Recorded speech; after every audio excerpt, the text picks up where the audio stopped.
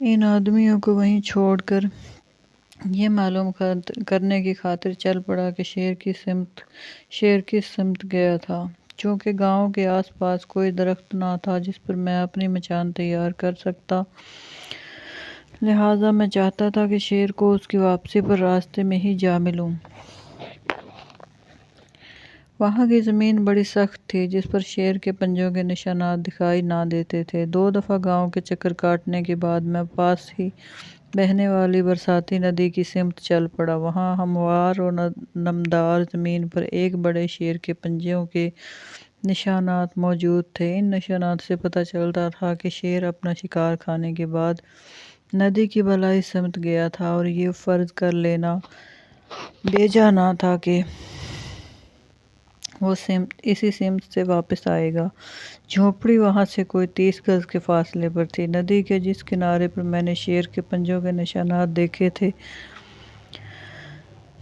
وہیں ایک دیودار کا درخت تھا جس پر جنگلی گلاب کی ایک بیل چڑھی ہوئی تھی۔ درخت کی ایک موٹی سی شاخ ندی پر جھکی ہوئی تھی۔ رائفل کو زمین پر رکھ کر میں درخت کے اوپر چڑھ گیا اور اس کا بغور معائنہ کرنے لگا۔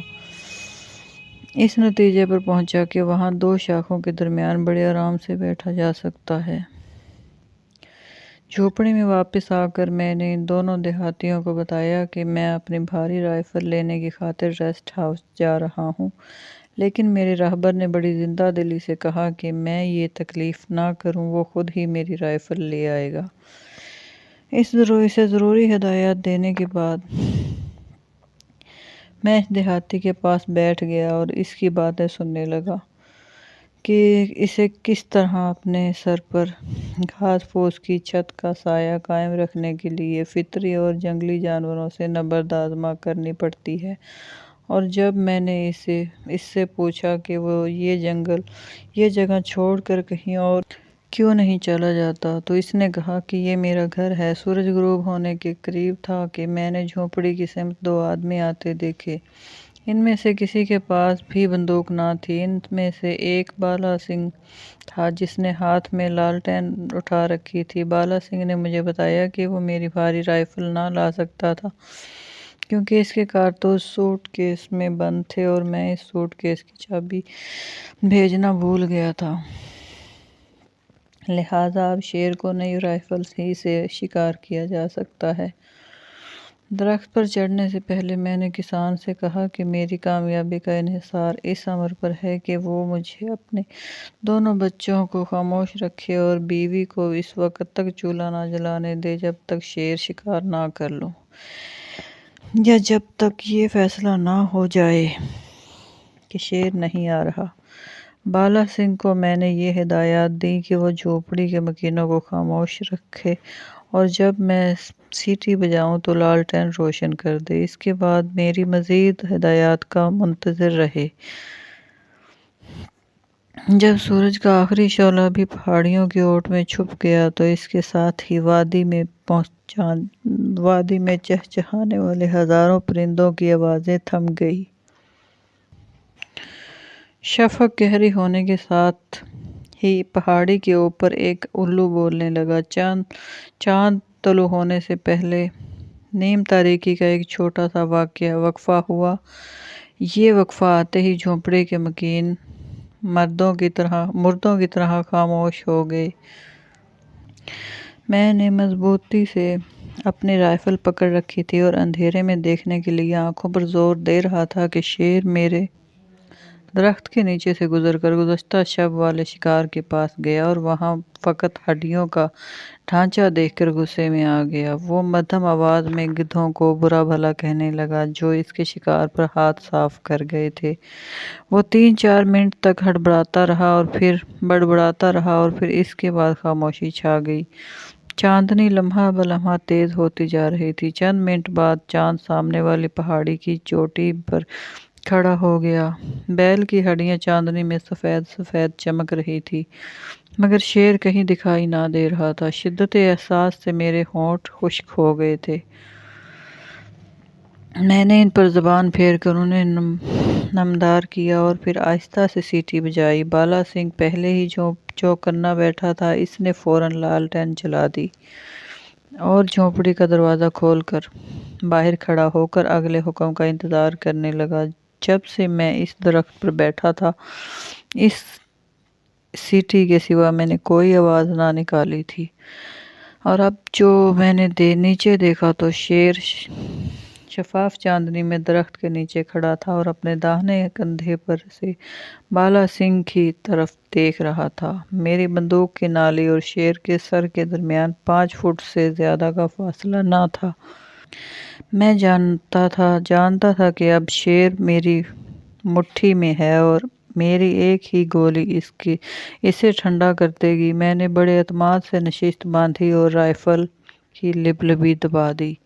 لبلبی میری انگلی کے دباؤ تلے دبتی چلی گئی اور کچھ بھی نہ ہوا۔ خدایا، میں کس قدر غیر محتاط واقع ہوا تھا۔ درخت پر بیٹھنے سے پہلے میں نے رائفل میں 5 کارتوس بھرے تھے۔ کارتوسوں کو باہر نکال کر اس کا معائنہ کرنے کی غرض سے میں نے رائفل کھولی تو کارتوس اپنی جگہ بالکل فٹ تھے۔ تو پھر کیا وجہ تھی کہ گھوڑا دبانے پر اس نے چلنے سے انکار کر دیا تھا؟ اس کی وجہ مجھے بہت بعد میں سمجھ آئی۔ اگر بندوق پرانی ہوتی تو میں اپنی غلطی کو فوراً تسلیم کر لیتا۔ بندوق کو دوبارہ راست کر کے میں نے ابھی اس کا گھوڑا دبانا چاہا ہی تھا کہ وہ خود بخود چل گئی۔ ایک زوردار دھماکہ ہوا اور شیر ایک ہی چھلانگ میں نظروں سے اوجھل ہو گیا۔ میں نے جلدی سے بالا سنگھ کی طرف دیکھا تو وہ بھاگ کر جھونپڑی کے دروازے کے اندر داخل ہو رہا تھا۔ اب درخت پر بیٹھنا فضول تھا۔ میں نے بالا سنگھ کو آواز دی تاکہ وہ درخت سے اترنے میں میری مدد کرے۔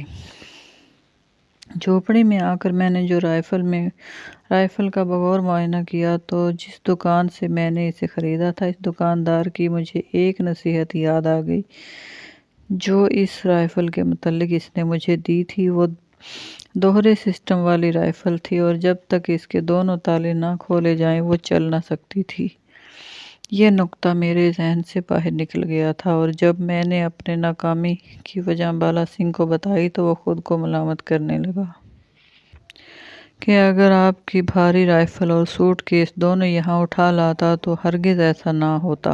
اس وقت میں اس سے متفق ہو گیا، لیکن بعد میں جب دن گزرتے گئے تو مجھے یقین ہو گیا کہ اگر اس شام میرے پاس بھاری رائفل بھی ہوتی تو شاید پھر بھی میں اس شیر کو شکار نہ کر پاتا۔ اگلی صبح میں شیر کے متعلق کوئی نئی خبر حاصل کرنے کی خاطر بڑی دیر تک نواحی گاؤں میں پھرتا رہا۔ جب ریسٹ ہاؤس میں آیا تو ایک شخص بڑی بے تابی سے میرا انتظار کر رہا تھا۔ اس شخص نے بتایا کہ شیر نے ابھی اس کی ایک گائے ہلاک کر دی ہے۔ اس گائے نے نیا بچڑا جنا تھا اور اب دودھ نہ ملنے کی صورت میں اس کی موت کا بھی خطرہ تھا۔ اس کی اور کوئی گائے بھی دودھ نہ دے رہی تھی۔ گزشتہ شب شیر کو اس کی خوش قسمتی نے بچا لیا تھا، لیکن آخر کب تک قسمت اس کا ساتھ دیتی؟ ان سب شکاروں کا حساب اسے اپنی موت کی صورت میں دینا ہوگا۔ اس پہاڑی علاقے میں مویشی پہلے ہی کم تھے اور ایک مویشی کا ہلاک ہو جانا بڑا سنجیدہ مسئلہ تھا۔ اس شخص کو اپنے دوسرے مویشیوں کا کوئی خطرہ نہ تھا کیونکہ وہ بھاگ کر اس کے گاؤں پہنچ سکتے تھے۔ لہٰذا اس نے مجھے کہا کہ میں بڑے آرام سے کھانا کھاؤں۔ دوپہر کے 1 بجے کھانے سے فارغ ہو کر میں اس شخص کے ساتھ ہو لیا۔ میرے 2 آدمی مچان کا سامان اٹھائے ہمارے پیچھے چل رہے تھے۔ ہمارا قریبی راستہ پہاڑی کی چوٹی پر سے گزرتا تھا، لیکن میں شیر کے کام میں مخل نہ ہونا چاہتا تھا، لہٰذا ہم نے پہاڑی کے گرد چکر کاٹ کر اس جگہ پہنچنے کا فیصلہ کیا جہاں گائے ہلاک ہوئی تھی۔ راہ میں نمدار زمین پر بگوڑے مویشیوں کے کھروں کے گہرے نشان موجود تھے۔ ان پر چلتے ہوئے ہم جائے حادثہ پر پہنچ گئے۔ وہاں خون کا ایک بڑا تالاب تھا۔ اس کے اندر سے گائے کو گھسیٹنے کی کشادہ لکیر موجود تھی۔ یہ لکیر کوئی 200 گز تک جا کر ایک ندی کے کنارے ختم ہو جاتی تھی۔ وہاں گھنے درخت تھے، ندی میں پاؤں پاؤں پانی تھا۔ شیر اپنے شکار کو لے کر ندی کے کنارے انہیں گھنے درختوں میں کہیں چھپا تھا۔ گائے صبح کے کوئی 10 بجے کے قریب ہلاک کی گئی تھی۔ شیر کی اولین خواہش یہی ہوگی کہ اپنے شکار کو کسی ایسی جگہ چھپا دے جہاں اس کو کوئی نہ دیکھ سکے، لہٰذا وہ اپنا شکار درختوں کے جھنڈ میں چھپا کر ندی میں سے گزر کر وادی میں اتر گیا تھا۔ جیسا کہ اس کے پنجوں کے نشانات سے معلوم ہوتا تھا، ایک ایسا علاقہ جہاں انسان اور مویشی عام چلتے پھرتے ہیں۔ وہاں اس قسم کا اندازہ کرنا کہ شیر کہاں لیٹا ہوگا بعید از قیاس ہے، کیونکہ ہلکی سی مدافعت سے بھی وہ اپنی جگہ بدل لیتا ہے۔ اگرچہ شیر کے پنجوں کے نشان وادی میں اتر گئے تھے، لیکن میں اور میرے آدمیوں نے بڑی احتیاط سے ندی کے کنارے تک چل کر رک جانا مناسب سمجھا۔ یہ ندی کوئی 200 گز شمال سے ایک ایسے تالاب سے شروع ہوتی تھی جس میں بارش کا پانی جمع ہوتا تھا۔ یہاں کوئی 15 فٹ لمبا ایک گڑھا تھا جس کے دہانے پر گھاس وغیرہ اگی ہوئی تھی۔ ہمارا پہلا اندازہ غلط نکلا۔ شیر نے ندی کے کنارے درختوں کے جھنڈ میں اپنے شکار کو چھپانے کے بجائے مؤخر الذکر گڑھے میں چھپا رکھا تھا۔ اپنی گائے کو اپنے سامنے مردہ دیکھ کر اس دیہاتی کی آنکھوں میں آنسو آ گئے۔ میرے پاس ہمدردی کے چند الفاظ کے سوا اور کچھ نہ تھا۔ شیر نے گائے کو بھی ابھی تک چھوا نہ تھا۔ اس سے ظاہر ہوتا تھا کہ شیر اسے بڑے آرام سے کھانا چاہتا تھا۔ ہمیں اب اس گڑھے کے پاس ایسی جگہ تلاش کرنی تھی جہاں آرام سے بیٹھا جا سکے۔ ندی کے دوسرے کنارے چند دیودار کے درخت تھے، مگر وہ سب کے سب گڑھے سے دور تھے اور وہاں سے شیر پر ٹھیک سے گولی نہ چلائی جا سکتی تھی۔ علاوہ بری ان پر چڑھنا مشکل تھا۔ گڑھے سے 30 گز کے فاصلے پر ایک چھوٹا سا مضبوط درخت ندی کی بائیں سمت کھڑا تھا۔ اس کی شاخیں خاصی گھنیری تھیں۔ زمین سے صرف 6 فٹ اوپر جا کر درخت کا تنا 2 شاخوں میں بٹ گیا تھا، جن کے درمیان میں آسانی سے بیٹھا جا سکتا تھا۔ یہ جگہ زمین کے اتنی قریب تھی کہ میرے 2 ساتھیوں نے میرے وہاں بیٹھنے کے خلاف احتجاج کیا، لیکن اس کے سوا کوئی چارہ نہ تھا۔ اپنے ساتھیوں کو وہاں سے روانہ کرنے سے پہلے میں نے انہیں ہدایت دی کہ وہ گزشتہ شب والی جھونپڑی میں واپس چلے جائیں اور وہاں اس وقت تک میرا انتظار کریں جب تک میں انہیں آواز نہ دوں یا ان کے پاس نہ چلا آؤں۔ وہ جھونپڑی وہاں سے زیادہ دور نہ تھی اور درختوں کی شاخوں میں سے صاف دکھائی دے رہی تھی۔ میرے ساتھی شام کے 4 بجے کے قریب رخصت ہو گئے۔ میں درخت کی شاخوں میں چھپ کر آرام سے بیٹھ گیا۔ میں جاننا چاہتا تھا کہ مجھے خاصی دیر انتظار کرنا پڑے گا، کیونکہ تجربات سے مجھے معلوم ہوا تھا کہ شیر سورج غروب ہونے سے پہلے یہاں نہ آئے گا۔ میری بائیں سمت ندی کوئی 50 گز تک دکھائی دے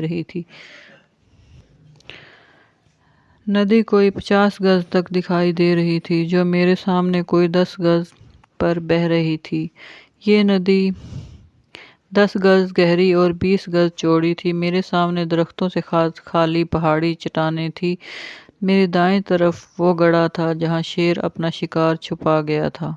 مردہ گائے میری نظروں سے اوجھل تھی کیونکہ لمبی لمبی گھاس نے اسے ڈھانپ رکھا تھا۔ میری پشت پر لمبی لمبی گہری جنگلی گھاس تھی جو میرے درخت تک آئی ہوئی تھی،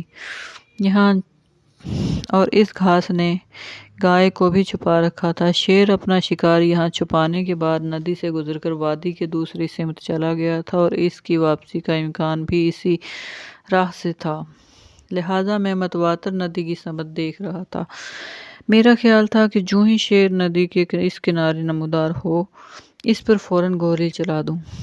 میرے گرد و پیش کئی قسم کے جانور اور پرندے تھے جو مجھے شیر کی آمد سے مطلع کر سکتے تھے، لیکن میرا یہ خیال غلط ثابت ہوا، کیونکہ پرندوں اور جانوروں کی تنبیہی آواز سنے بغیر میں نے اچانک شیر کو اپنے شکار کے قریب گھراتے ہوئے دیکھا۔